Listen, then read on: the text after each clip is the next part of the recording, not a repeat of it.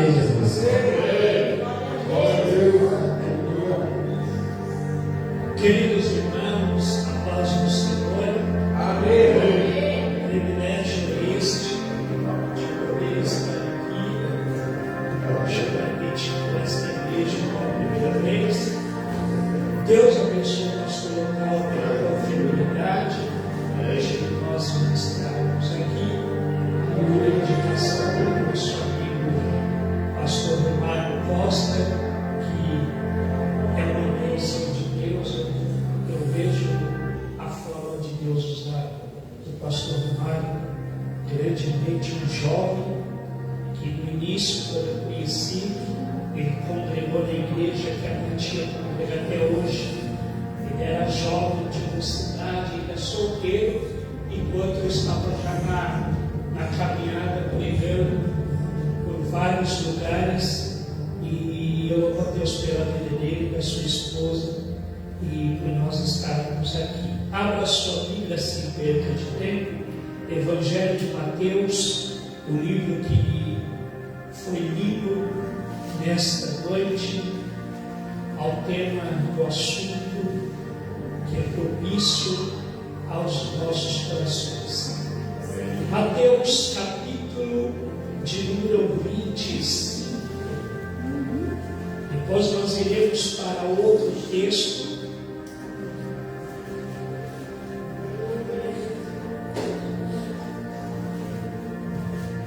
Mateus capítulo de número 25, só apenas o versículo de número 1, e depois nós iremos para Mateus capítulo 7, versículo 24 e 29.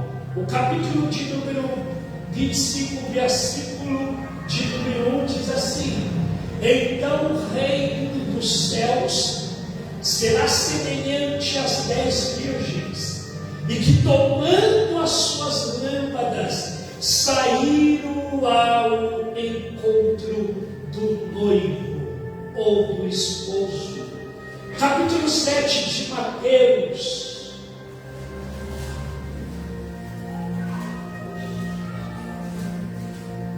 Versículo de número 24 e 25 e 26 e 27, que diz assim: todo aquele, pois, que escuta estas minhas palavras e as pratica,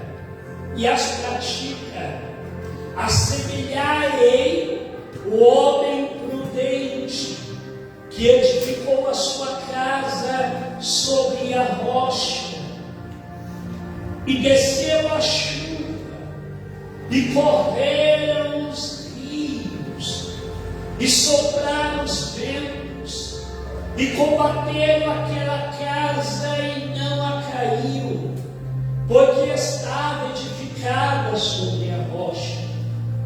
Aquele a quem ouve estas minhas palavras e não as cumpre, compararei o homem insensato que edificou a sua casa sobre a areia. Desceu a chuva, correram os rios e sopraram os ventos e combateram aquela casa e a caiu, e foi grande a sua queda. Amém? Amém. Meus irmãos, são dois textos que muito Deus apreciou no meu coração, a trazer ao vosso coração. É claro que o assunto é referente à vida da igreja, a vida com a igreja. E esse texto de Mateus, capítulo 25, ela dá uma questão de uma abertura, quando fala assim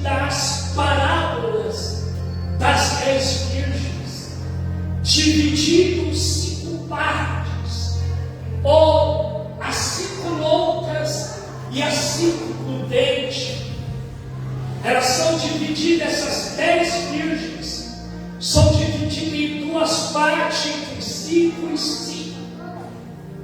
O interessante desse texto é que a primeira igreja, ou a primeira noiva, que seriam as virgens, elas apresentam aqui com a lamparina acesa e azeite da sua vasilha. Até porque o azeite da igreja de Cristo, ela não para, ela não mede distância para ser um instrumento de Deus. E o importante do texto é que elas estão com as suas lamparinas acesas e a sua vasilha repleta de azeite, sendo que as outras, elas apresentam um papel muito triste, porque elas não estão com a lamparina acesa e não tem azeite nas suas vasilhas. Aqui o texto está representando dois tipos de igreja: aquela que tem, aquela que possui o que tem, porque acredita no Deus que dá para ela a possibilidade e leva ela a ter um caráter único, não de duas personalidades, mas que sejam sinceras aos padrões bíblicos, e tudo aquilo que Deus concede a ela, como também no capítulo de Atos dos Apóstolos, aonde a igreja cresce, capítulo 1, capítulo 2, aonde a igreja avança, glória a Deus, mesmo que na época dos apóstolos, daqueles que marcaram história, daqueles que pregaram a realidade, daqueles que cumpriram o ide de Jesus, mesmo pregando, mesmo sendo perseguido, que no capítulo 12, se você ver adiante os apóstolos, o andamento da igreja, mesmo ela vivendo um período de perseguições, quando Pedro é preso e Tiago é morto à espada, a igreja ainda continua com azeite na sua vasilha e com a sua lamparina acesa, pois a Bíblia diz que elas estavam orando. Aí está o processo de quem ora vê resultado, quem ora vê ação de Deus, quem ora vê Deus abrir porta aonde não tem, quem ora a enfermidade sai, expirida para fora e a cura.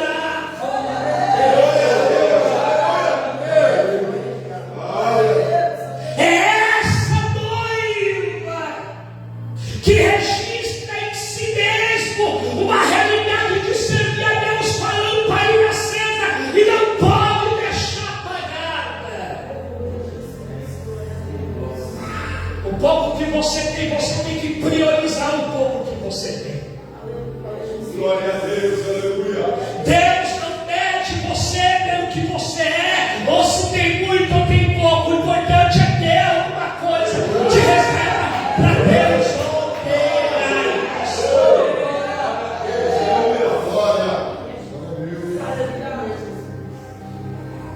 O interessante é que nesse capítulo elas são totalmente prudentes.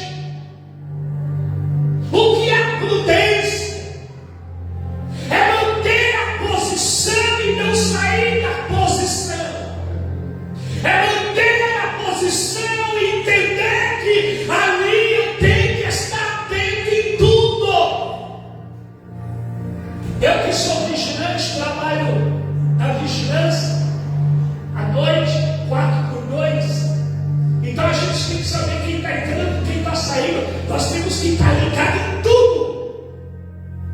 Assim é a igreja. Porque o inimigo não está brincando de ser inimigo. Eu estava hoje de manhã, cheguei no serviço, falei para minha esposa, filha, eu vou na consagração da igreja do relógio lá em São Mateus. Ah, mas você não vai. Eu vou na consagração, eu preciso buscar Deus.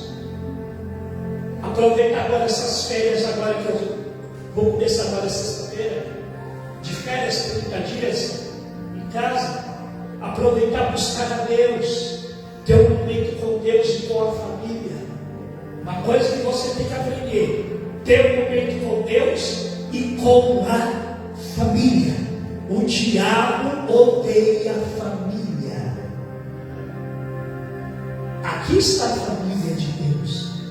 A igreja que tem lamparina acesa e azeite na sua vasilha. Você pode dizer para o teu irmão: nós somos uma família. A família trabalha junto e equipe. Não existe família dividida que não trabalha. Família trabalha junto e equipe. Não importa se é grande ou pequeno, se tem ou se não tem, tem que ter uma equipe necessária para trabalhar na obra de Deus. E eu disse para ela que eu ia na consagração, mas eu não esperava, a consagração lotada. A igreja estava entupida, a igreja do relógio, hoje de manhã. Eu estava no último banco lá. E calhou de a pregadora que foi convidada pela manhã, não vim. E eu estou lá, eu confesso, não preparei nada. Não fui nem com intenção de pregar, simplesmente fui com intenção de orar. E de repente Deus fala com a irmã, com a direção da pastor Ricardo. E aí eu entendi que todo momento a gente tem que estar preparado. E graças a Deus o Senhor sempre tem abrido a nossa mente. E eu não venho de agora, lembro. Eu venho desde os meus 5 anos de idade, meditando na palavra de Deus. Pastor, você conheceu o mundo? Não. Você conheceu droga? Também não. Você foi viciado em algum vício de cigarro? Também não. Você já teve no mundo lá fora nas drogas, na bebida, na festa? Também não.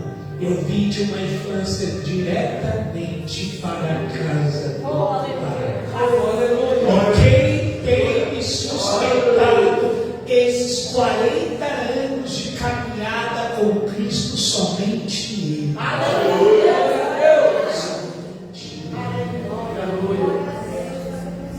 E quando naquele momento eu tive a oportunidade de ministrar uma palavra, eu falei: Jesus, o que eu vou pregar? E o Senhor falou: fala um pouco de Jeremias. O problema hoje, glória a Jesus, aleluia. o povo quer ouvir aquilo que quer ouvir, não o que Deus quer falar. Nós estamos vivendo um período que, se hoje trouxesse um cantor renomado, uma pregadora renomada, um pregador renomado, todo mundo quer tirar selfie, todo mundo quer tirar foto. Está faltando lamparina na nossa vida. A igreja precisa voltar à essência. A glória sempre será dele, para ele todas as coisas.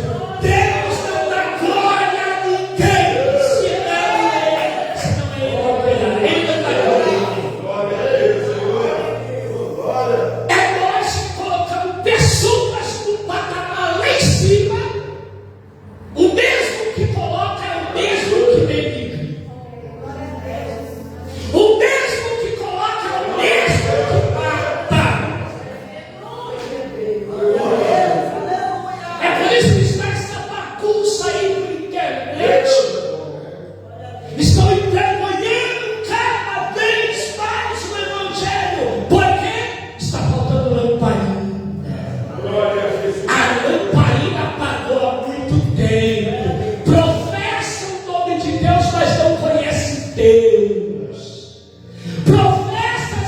Escrituras, mas não conhece a verdadeira Escritura. O que é servir a Ele? Aleluia. Jesus chega no templo e vê que os cambistas estão vendendo o templo. Jesus chega derrubando todas as bancas, todo aquele comércio, e ele diz: a minha casa não é casa de ladrões, mas é casa de oração. Glória a Deus.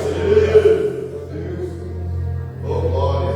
Alguns estão servindo a Deus, mas não conhecem Deus. Eu conheci um Deus na minha época, que quando a gente subia no monte, o povo ia orar no monte, ia buscar a casa do Senhor, em qualquer lugar ia buscar a casa de Deus. Hoje em dia você vai subir no monte, estão levando aparelho de som, estão levando salva para tirar oferta. Eu vi isso. Estão fazendo um monte como se fosse uma igreja. Claro que a igreja somos nós, mas o monte é um lugar de oração. Jesus, quando foi lá no Getsemane, ele pediu para que os discípulos orassem com ele. Só que no período que ele pediu para os discípulos orassem junto com ele, os discípulos estavam o quê? Dormindo. Aí Jesus disse: não pode nem sequer pelo menos um minuto velar comigo, porque ali no Getsemane ele já estava sentindo o gemido da morte, o pavor da dor. Jesus já tinha consciência de que ali era o início da sua trajetória de sofrer pela humanidade. Ele já tinha consciência de que ali era o momento que ele tinha que se entregar. Ou seja, Isaías diz: ele não tinha formosura nem aparência, mas o castigo que nos trouxe a paz estava sobre ele, e pelo pisadura nós fomos sarados. Ele tomou sobre si as nossas mãos, as nossas enfermidades. Ele tirou tudo que nós tínhamos. Glória a Deus. Aleluia. Sabe por que você e eu está aqui? É porque ele arrancou de nós o que nós tínhamos de maldade no coração. Ele arrancou de nós o que nós tínhamos lá no nosso interior. Deus não conhece você pela roupa, Deus te conhece lá dentro, de dentro para fora. Deus conhece por você falar de Deus. Não. Ele te conhece como que você é de dentro para fora. Se você ama de verdade, se você perdoa de verdade, se você tem comunhão de verdade, se você é real, tudo aquilo que você professa. É essa igreja que conhecia Jesus. A noiva que tinha sua lamparina acesa e azeite na vasilha, ela se conhecia quem era o dono dela. Você conhece quem é seu dono? Você conhece? E quando eu li o capítulo de número 7 de Mateus, Jesus está falando de duas casas. Duas o quê? Casas. Ele está falando de uma casa que é edificada sobre a rocha, que pode vir o vento, mas não derruba ela, porque ela tem alicerce. Ela não começa de cima para baixo, ela começa de baixo, lá do fundo do poço da terra. Ela começa com o alicerce lá embaixo para cima. Pode vir o vento, ela não cai. Pode vir a tempestade, ela não desmorona. Ou seja, o crente cheio de Deus não se abala por nada. Pode vir. É como se ele dissesse assim: vem, ataca, bate bastante, faz o que quiser, mas ninguém tira eu do caminho. Ninguém arranca ele do propósito dele. Eu sou marcado por ele, eu sei o que é a essência dele. Paulo diz: das suas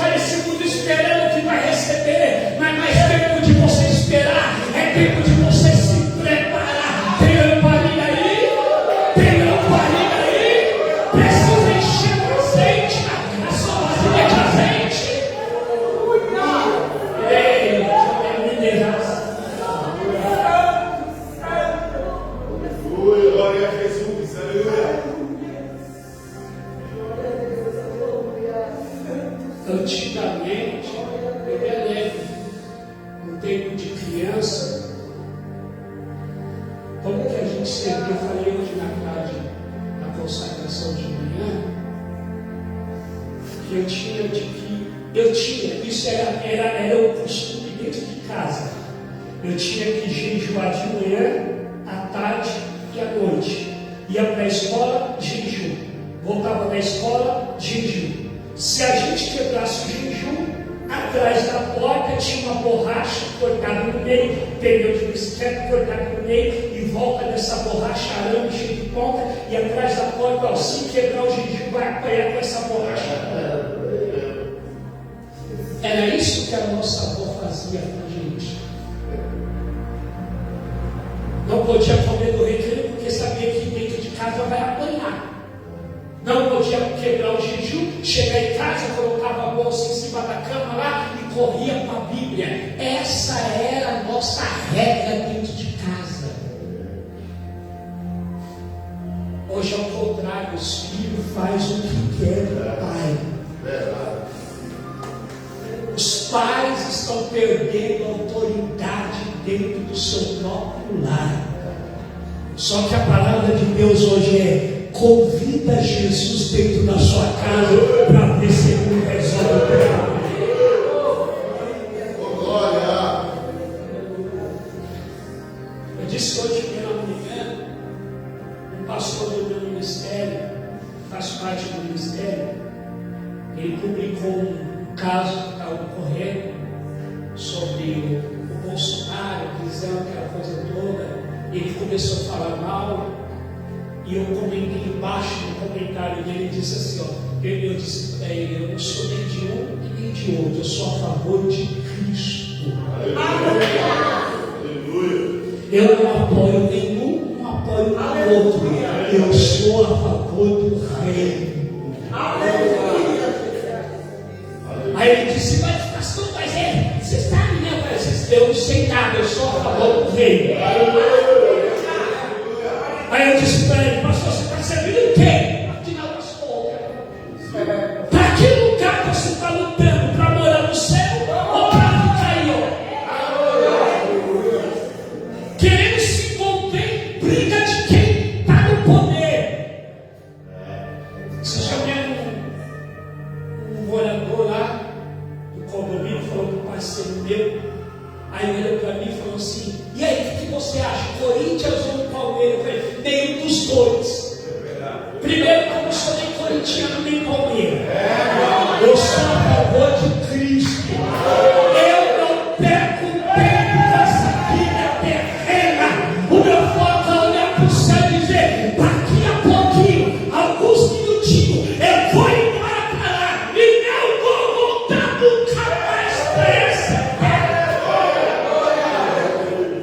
Não é mais tempo de você ficar embaraçado atualmente com um probleminha qualquer e achar que Deus não pode resolver. Deus pode resolver, só que daqui a pouquinho, alguns minutinhos, pode acontecer um arrebatamento.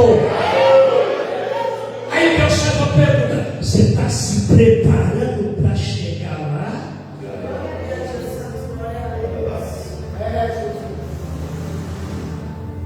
Porque hoje o povo prega o que acha que tem que pregar, o povo para ajudar alguém. Eu conheço uma igreja que o pastor tem que pregar aquilo que o povo gosta, porque senão o salário tem, ó. Você tem que pregar o que a palavra está dizendo. Não pode, não faz. Esse dia mesmo, nosso trabalho, eu estava conversando com a minha esposa e brincando com ela no zap, falando com ela, foi um negócio engraçado que eu ri, e eu até falei com meu parceiro, a gente estava conversando e tal.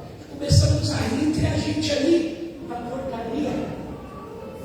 E nós conversando e rindo, e passou um jovem que, ao mesmo tempo, ele é homem e mulher, ele tem seios, ele é travesti na realidade. E ele entrou naquele momento que a gente estava rindo. Olha o que o diabo fez, colocou na mente dele que a gente estava zombando dele. Quando ele chegou no apartamento, ele falou para o dono do apartamento: o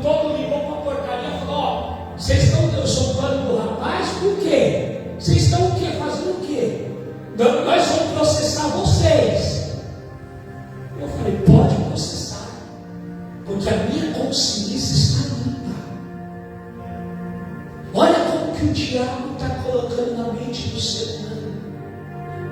Agora estou tentando alegar aí uma lei que eles estão querendo liberar para travestir homossexuais morar dentro da igreja. Se a igreja não der esse aval para eles, vai ter que ser fechada.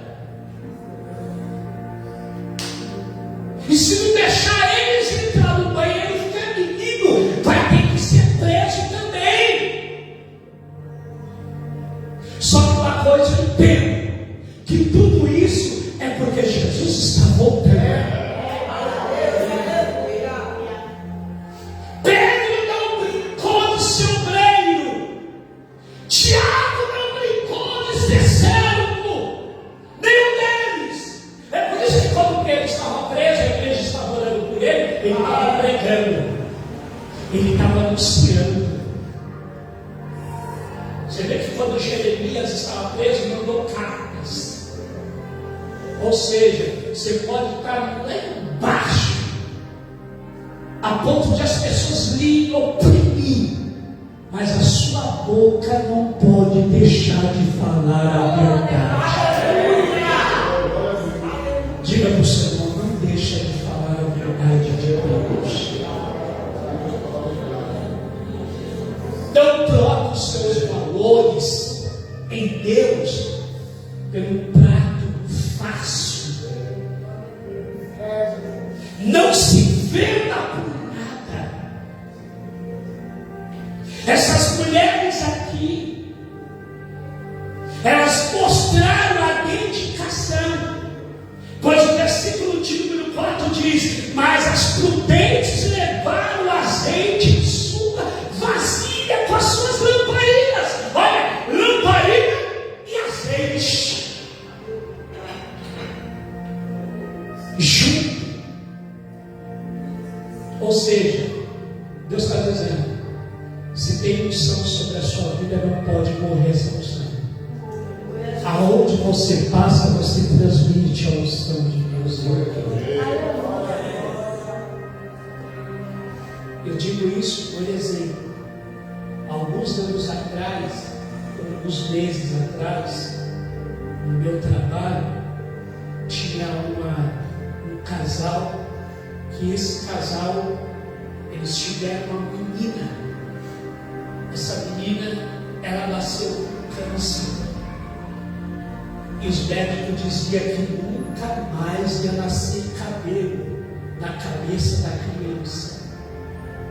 E eu estou lá fazendo o meu trabalho de ronda, e eu notei que a senhora, a avó daquela criança, rapou também a cabeça, mostrando para a criança para não se sentir desprezada. Então ela fez a mesma coisa, ela tirou o cabelo para ficar igual a neta, que não podia crescer cabelo. E eu estou ali fazendo a ronda, o elevador subindo, e o Espírito Santo falou comigo no meu coração profundamente e disse: fala para essa senhora que daqui 2 semanas o meu anjo vai visitar essa criança por volta de 2, 3 horas da madrugada, vai abrir a cabeça da criança, vai tirar o tumor que está dentro da cabeça da criança. No mesmo tempo que esse anjo tirar, ele vai costurar a cabeça da criança. E quando ele costurar, o cabelo vai nascer de madrugada. E eu disse: não vou falar. Eu tentei por 4 vezes, não vou falar. E o elevador subindo, e eu suando, transpirando, como se eu estivesse correndo numa pista, mas eu suava mesmo, suava, transpirava, ficava todo molhado e chorando. A minha mulher disse: por que você está chorando? Está transpirando? Está isso acontecendo? Está acontecendo alguma coisa, moço? Eu falei: senhora, eu tenho algo de Deus para falar. A sua neta, daqui 2 semanas, o anjo de Deus vai visitar ela, vai abrir a cabeça dela, vai tirar o tumor, vai costurar a cabeça dela e vai nascer cabelo. Ela diz: é impossível. Eu só estou falando que Deus me mudou. Passou a primeira semana, nada. Na segunda semana veio a notícia. Eu estava fazendo a luta, de repente, o pai da criança chega e manda o meu parceiro me chamar no rádio. Manda ele descer aqui, eu desci. Quando eu desci, ele falou: sabe aquilo que você disse para minha sogra? O que você fez? Eu falei: não fez nada, eu só falei o que Deus mandou. Ele disse: vou chamar minha filha. Quando chamou a filha dele, ele saiu do carro lá: tio. Aí na semana passada que o senhor falou, eu falei assim: o quê? Olha eu com o cabelo aqui. A filha daquele casal foi curada. Eu entendi, não importa o lugar onde você estiver. Se Deus está falando, eu quero lhe usar, porque em você existe lamparina e azeite. Então aproveita as reservas que você tem e transmite para alguém o que Jesus já fez na sua vida. Seja mensageiro. Glória a Jesus. Aleluia. Provoca milagre na história. Aquela menina foi curada. Porque eu falava assim, na minha época eu falava assim: eu quero ser igual a minha avó. Porque aquela mulher orava muito. Não oração de 20 minutos, meia hora. Era oração de mais de 5 horas de joelho. Sabe o que é você orar 5 horas de joelho e vem alguém na porta da sua casa te chamar e de repente Deus revela o nome, a cor da pessoa e ela detalha justamente o nome, a cor da pessoa e quem está na porta? Deus mostrava tudo para ela no quadro de oração. Não tinha estudo, mas tinha uma experiência, uma intimidade com Deus. É preciso voltar isso na sua vida, na vida da igreja. É preciso entender que o nosso Deus é muito mais além do que nós imaginemos. Enquanto o diabo está aí operando, fazendo as suas festas, principalmente na África, quem for da África do Sul, assistir alguns vídeos, você vai ver pessoas usadas por demônios sendo flutuando no alto, voando no alto. Sinais diabólicos. O nosso Deus faz muito mais do que isso. O nosso Deus é aquele que disse, usando Pedro: eu não tenho nem ouro nem prata, mas o que eu tenho te dou, em nome de Jesus. Levanta e anda. O problema dos milagres que não tem acontecido na igreja é porque nós mudamos algumas rótulas. Deus não muda. Aos Hebreus ele diz que é ontem, hoje e eternamente. Ele não mudou. Alguns anos atrás, na época que eu era solteiro, eu namorava a sobrinha do meu antigo pastor, e ela me chamou para ir numa vigília. Essa vigília era muito falada ali no Iguatemi. O pastor Daniel do Fogo, um grande amigo, era muito conhecido ali no Iguatemi. E vinha vários pregadores de nome, vários cantores. E naquele dia, o cantor Elias Silva estava nessa vigília. Eu estava no último banco, tinha mais de 2.000 pessoas, na vigília lotada. E o pregador, que era o Abílio Santana, não compareceu na vigília. Eu estou sentado ali, e um dos obreiros, na época era diácono, fazia um curso de teologia no campo que eu fazia parte, do pastor Pittencourt em Utinga. E eu sentado no último banco, um dos obreiros da porta falou: você é o Ricardinho, você está aqui? Eu vou falar com o pastor para colocar você para pregar no meio dessa multidão. Eu falei: não faz isso não faz isso não. Aí eles foram falar com o pastor e o pastor mandou me buscar. Sabe onde eu fui? Eu me escondi dentro do banheiro, me tranquei lá, eles quebraram o chaveiro do banheiro, me arrancaram eu confesso, um monte de pastores, eu tremi minhas pernas, eu falei, o que eu vou pregar? E eu ficava, Jesus, eu não sei, eu não tenho muito conhecimento, estou iniciando minha caminhada, eu tinha 17 anos de idade, eu estou iniciando meu chamado, e naquilo, o Senhor disse para mim, prega em Jeremias capítulo 1, eu me lembro até hoje o tema da mensagem, missões, tudo que acontece é uma determinação. Aí o pastor disse, você tem 1h30 para ministrar. Eu falei, eu não tive esse jargão para pregar 1h30, mas Deus me deu uma graça que eu preguei mais de 2 horas de mensagem.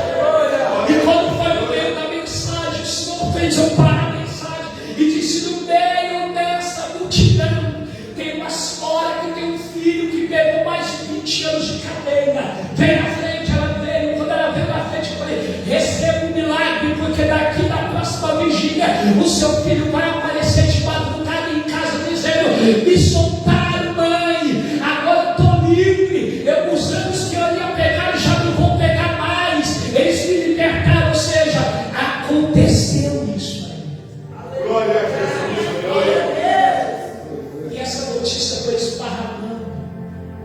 E nesse dia da vigília, tinha um irmão lá na vigília. Esse irmão era de uma igreja lá em Mauá, a sede de Belém, do saudoso pastor Justino. E eu brinquei com esse irmão, falei, a igreja que se congrega é pequenininha, né? Não, pastor. Eu não era pastor, era diácono. Não sou pastor, não. A igreja que eu congrego é uma sede enorme. Eu confesso, quando eu cheguei lá, uma igreja enorme, 400 jovens no banco, mais de 300 irmãs no outro banco, e uma igreja com galeria e tudo. E o Senhor disse, prega, mas a mensagem que você pregou lá na vigília. Eu comecei a ministrar. No meio da mensagem, a igreja escuta um grito de um barulho sem explicação. Quando aquele grito era de um rapaz que estava na cadeira de roda, eu tive que parar a mensagem, porque no meio da mensagem eu parei para depois da continuidade, deixei Deus operar. E aquele rapaz tinha as 2 pernas atrofiadas, viradas ao contrário, menor. Deus puxou as pernas daquele rapaz, virou, colocou as pernas no lugar. O rapaz soltou a cadeira de roda e começou a sair da meio da igreja, falando em línguas estranhas. Aí o pastor disse, o que você fez? Eu falei, não fiz nada, eu só estava pregando e Deus estava curando alguém. Aí eu entendi, isso precisa voltar à igreja. Deus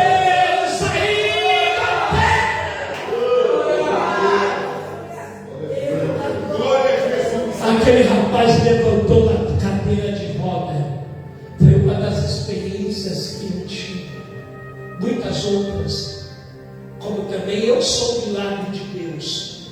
Porque quando eu nasci eu tinha uma doença chamada hidrocefalia. Os médicos diziam para mim, essa criança vai morrer. A cabeça vai do que o corpo. O corpo não sustenta o peso da cabeça que era enorme. Só que Deus tinha uma promessa na minha vida, da minha avó. Lá na sede da Deus amor. Quando ela foi lá, um pastor de lá falou, Deus vai colocar a cabeça daquele menino no lugar. Vai tirar o tumor. Ele vai ser um pregador. Eu estou aqui para dizer, hoje eu sou um milagre. Fique de pé. Pela permissão.